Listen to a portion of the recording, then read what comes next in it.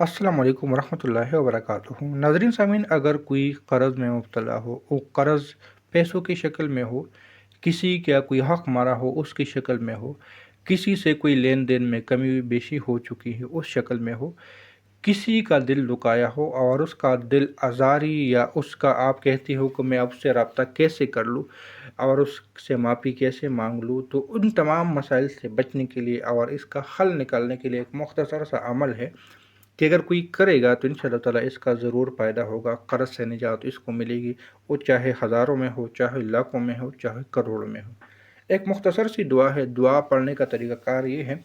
کہ صبح و شام اس کی ایک تسبیح کر دینی ہے، یا ہر نماز کے بعد صرف اور صرف 11 مرتبہ پڑھ لینا ہے، اور وہ عمل ہے اللہم اکفنی بحلالک عن حرامک واغننی بفضلک عمن سواک۔ یہ عمل آپ نے یا تو اگر ہر نماز کے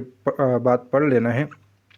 تو صرف اور صرف 11 مرتبہ پڑھ لینا ہے، اور اگر آپ کہتے ہو کہ میں اس کو صبح و شام کرنا چاہتا ہوں تو پھر آپ اس کو 101 کی تعداد میں صبح و شام کر لیں، اول و آخر درود ابراہیمی کے ساتھ۔ کتنے دن کرنا ہے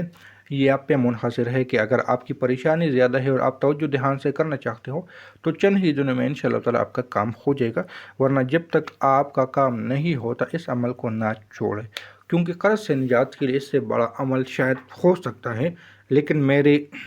تجربے میں میرے سامنے اس سے بڑا عمل ابھی تک مجھے نہیں ملا۔ میں اپنے تجربے کی بات کر رہا ہوں، ہو سکے گا، لیکن میں اپنی تجربے کی اپنی جتنا وقت سے میں اس دعا کو بتا رہا ہوں، اور خود بھی بعض دفعہ جب میں پریشانی میں مبتلا ہو جاتا ہوں تو خود بھی اس عمل کو کرنے کی بھرپور کوشش کرتا ہوں، اور اس سے مجھے بہت زیادہ رزلٹ ملتا ہے۔ تو امید ہے کہ یہ ویڈیو بھی آپ لوگوں کو پسند آئی ہوگی۔ ملتے ہیں نئی ویڈیو کے ساتھ۔ اللہ حافظ۔